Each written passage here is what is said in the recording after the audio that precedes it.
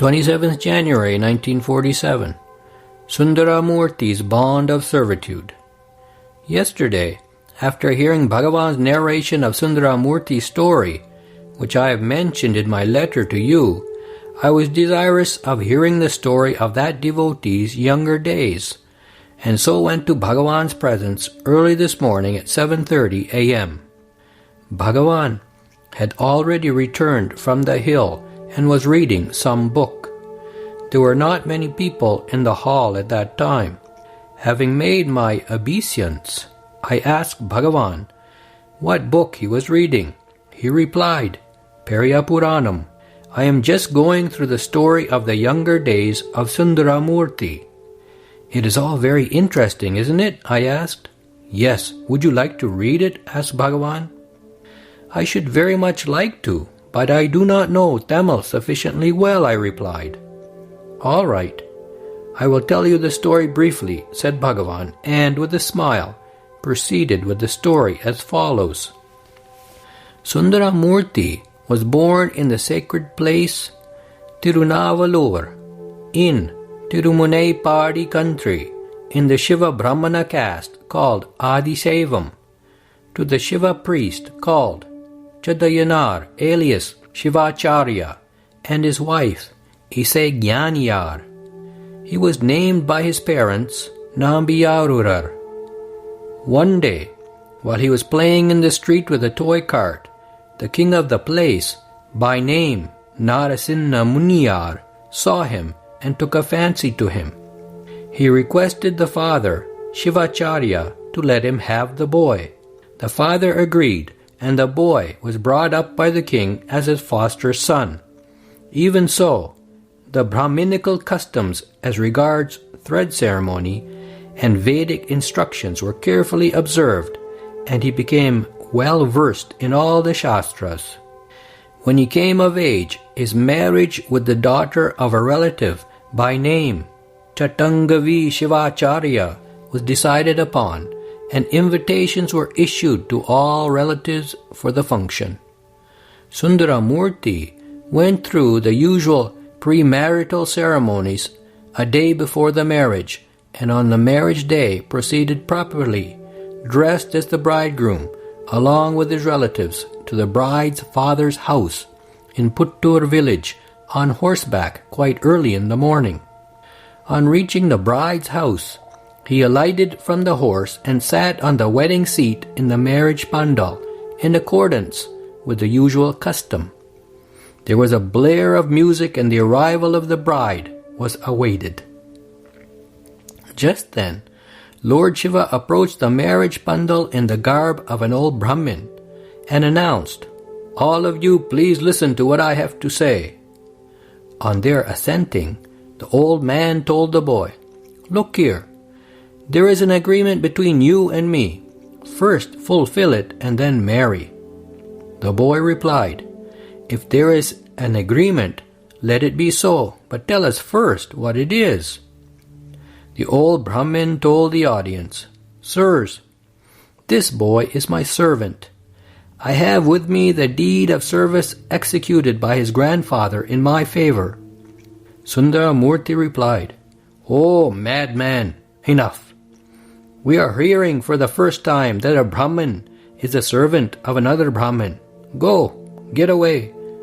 The Brahmin replied, I am neither a madman nor a devil.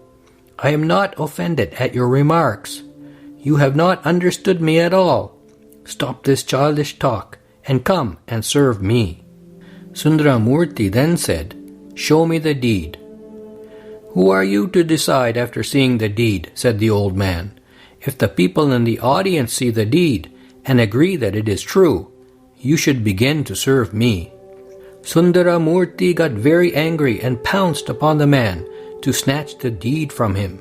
The Brahmin, however, ran away, but the boy pursued him, snatched the deed at last, and tore it to pieces.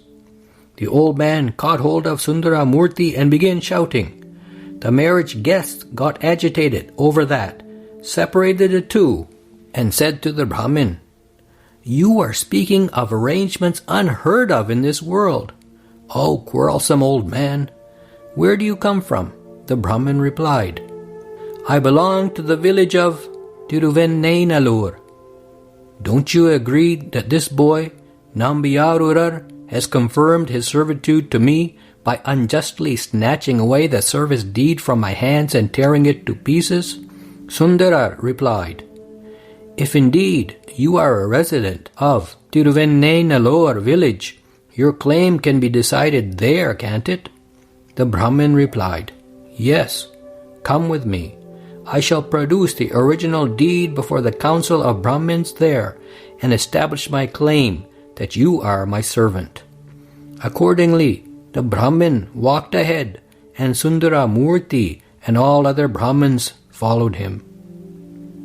As soon as they all reached the council of Brahmins in the other village, the cunning old Brahmin filed his claim petition before them to the effect that the boy, Nambiyarurar, tore up the service deed in his favor. The councillors said, We have not heard anywhere in this world that Brahmins become servants of Brahmins. The Brahmin replied, No, mine is not a false claim. The deed that this boy tore up is the deed of service executed by his grandfather to the effect that he and all his successors are to be my servants. The councillors asked Sundaramurti, Can you win your case by merely tearing up the deed executed by your grandfather? What do you say? He replied, O virtuous men, learned in all the Vedic lore, you all know that I am an Adiseva. Even if this old Brahmin is able to establish that I am his servant, you must please consider it a piece of magic, beyond the reach of mental reasoning.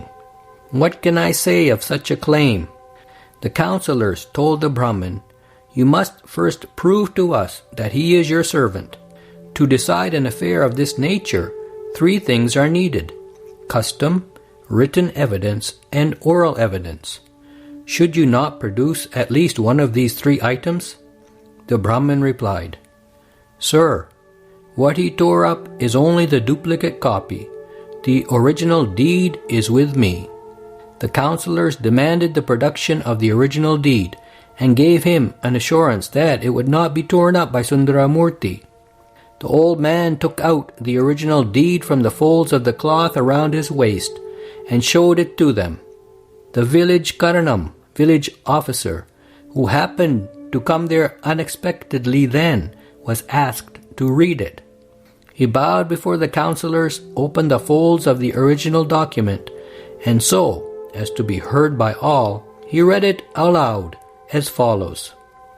I, Adiseva by caste, and Arurar by name, residing in Tiruvennainallur village, have executed this deed of service gladly and out of my free will, undertaking to do service by me and by my successive descendants to Pittan, madman, residing in Tiruvennainallur village. Signed, Arurar. The witness to the deed were those very councillors, and they all identified and confirmed that the signatures were their own.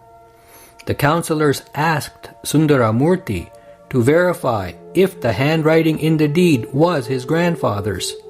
The man, pretending to be a Brahmin, said, Sir, this is a mere boy.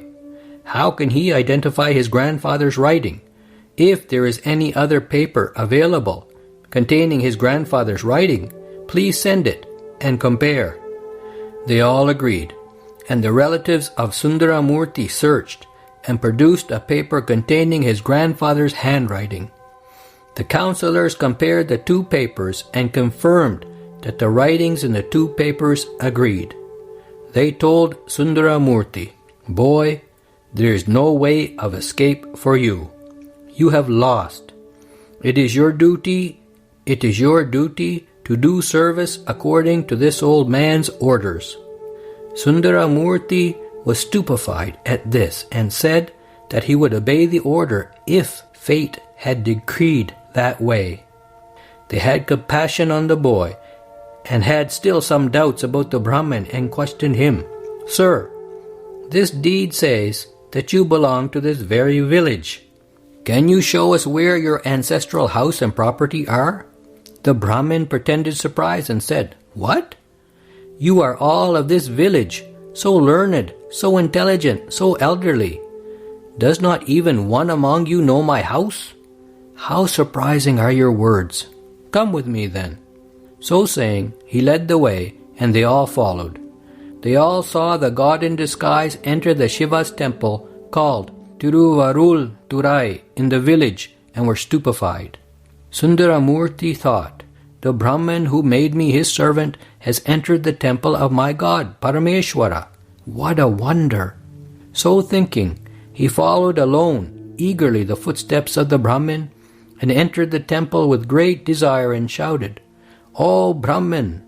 At once Lord Shiva appeared in the company of Goddess Parvati, seated on the sacred bull, and said, "My son, you are Alala Sundara, one of my Pramataganas, chief attendants.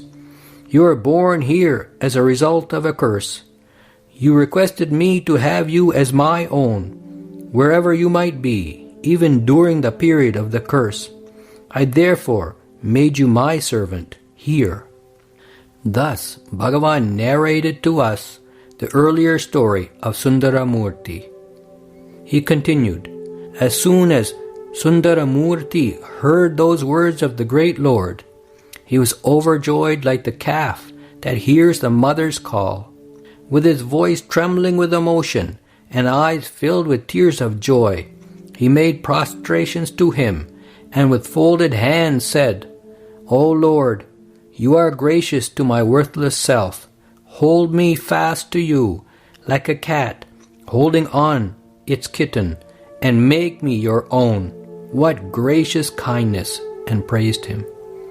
The great Lord was pleased and said, "My son, because you have disputed with me, you shall have the name of Vantondan.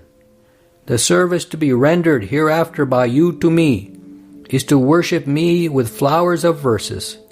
Compose verses on me and sing them." With folded hands, Sundaramurti said, "O Lord, you came in the guise of a Brahmin and preferred a claim against me, and I contested and argued with you, not knowing your greatness. You are the great Lord that gave me recollection of my past and saved me from falling into worldly actions and behavior and getting drowned therein. What do I know of your limitless great qualities, and what shall I sing of them?" Ishvara said, "You already called me Pittan, madman. Therefore, sing of me as the madman." So saying, he disappeared. Sundaramurti immediately sang the Sri Padikam, commencing with the verse, "Pitta Pirei Suddhi." His story is full of such strange experiences, said Bhagavan.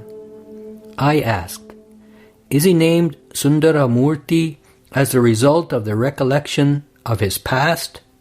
Yes, yes, no other reason is to be found in his story, replied Bhagavan.